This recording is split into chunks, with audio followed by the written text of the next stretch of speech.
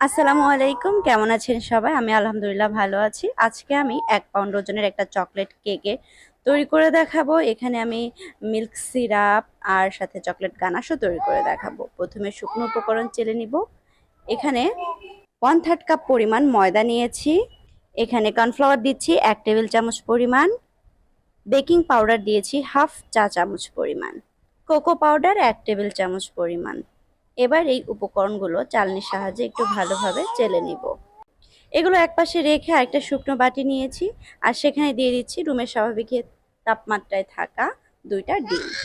ডিম যদি ফ্রিজে থাকে তাহলে অবশ্যই 30 থেকে 40 মিনিট আগে বের করে নিতে হবে। ডিমের কুসুম আলাদা করে নিলে স্পঞ্জ কেকের বেসটা না অনেক বেশি সুন্দর হয়।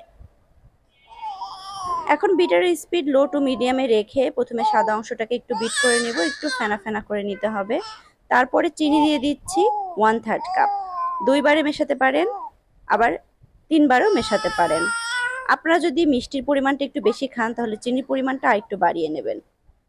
ম্যাংটা যখন হয়ে যাবে তখন এটা দিয়ে কিছু লিখলে দেখা যাবে অনেক সময় স্টে করছে, তাহলে বুঝতে পারবেন ম্যাংটা হয়ে গেছে।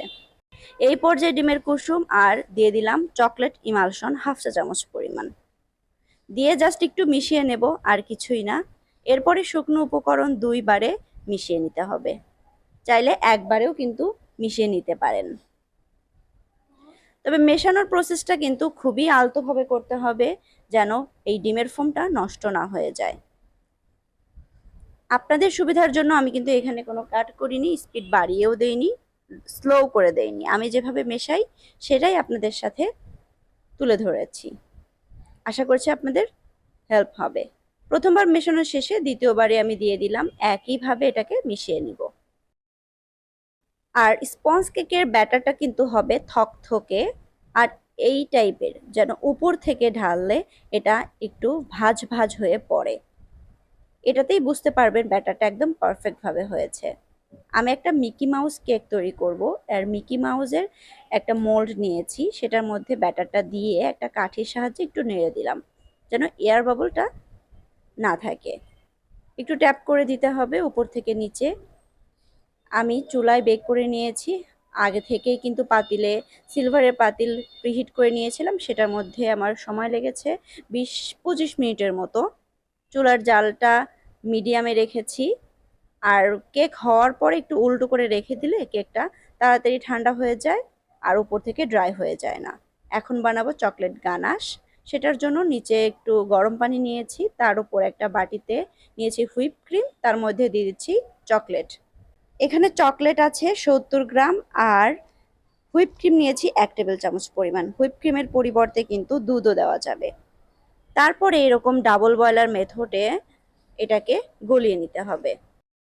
গলিয়ে নিলেই কিন্তু তৈরি হয়ে যাবে চকলেট গানাশ।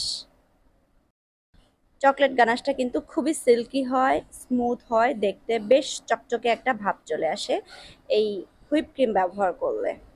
এখন আমি হুইপ ক্রিম বিট করব, সেটার জন্য যে পাত্রে হুইপ ক্রিম বিট করব সেই পাত্র আর প্লাস বিটারে 2টা কাটা আগে ডিপ ফ্রিজে রেখেছিলাম। এখন এই পাত্রের মধ্যে আমি 1 কাপ পরিমাণ হুইপ ক্রিম দিয়ে দিচ্ছি। হুইপ ক্রিম আমি ইনস্টা যে হুইপ ক্রিম আছে সেটা ব্যবহার করেছি, আপনারা চাইলে যে কোনো ধরনের হুইপ ক্রিম ব্যবহার করতে পারেন।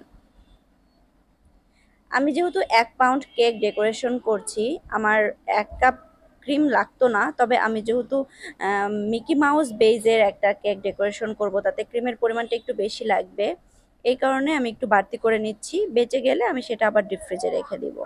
বিটারের স্পিড লো টু মিডিয়াম না রেখে মিডিয়াম টু হাই রেখে বিট করতে হবে।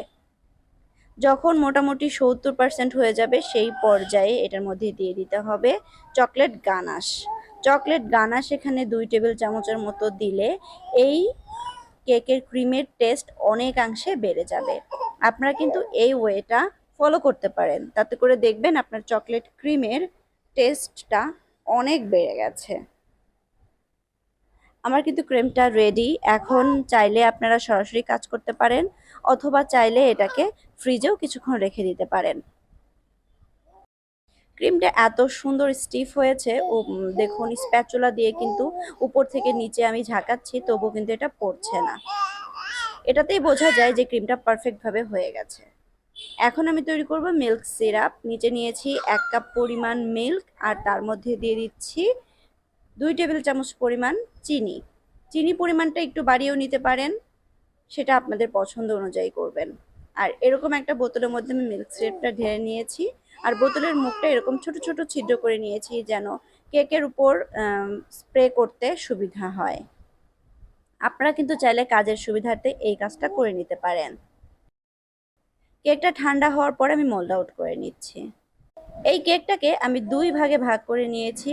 আপনারা কিন্তু চাইলে 3 ভাগে ভাগ করতে পারেন, তবে সেই ক্ষেত্রে কিন্তু 3 ভাগে ক্রিম যাবে, তখন কেকের ওজন কিন্তু 1 পাউন্ডের বেশি হয়ে যাবে।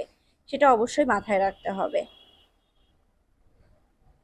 আমি কেক বোর্ডের উপর একটু ক্রিম লাগিয়ে তার উপর আমি কেকটা বসিয়ে দিলাম 1 পার্ট, তার উপর আমি মিল্ক সিরাপটা দিয়ে দিচ্ছি।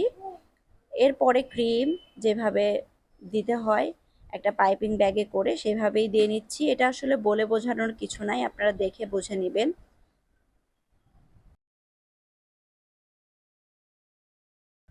একটা প্যালেট নাইফ দিয়ে সমান করে নিয়ে তার উপর আরেকটা পার্ট দিয়ে দিলাম। একইভাবে ক্রিমটা ছড়িয়ে নেব।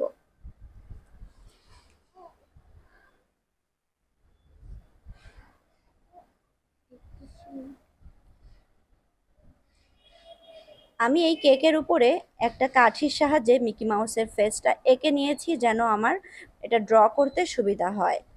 একটা পাইপিং ব্যাগের মধ্যে আমি চকলেট গানাশটা নিয়ে নিয়েছি আর সেটা দিয়ে এঁকে নিচ্ছি। তারপর চকলেট গানাশ দিয়ে আমি ফিল আপ করে নিব। আর চারপাশে আমি রেড কালার দিয়েছি, আপনারা চাইলে কিন্তু ব্লু কালার বা পিঙ্ক কালার বা যেটা আপনাদের পছন্দ সেটা দিতে পারেন। একটা ছোট স্টার নজেল দিয়ে আমি এই মুখের উপর এঁকে নিব, এতে করে দেখতে বেশি ভালো লাগবে। এই যে দেখুন, এখন কিন্তু বেশ সুন্দর লাগছে।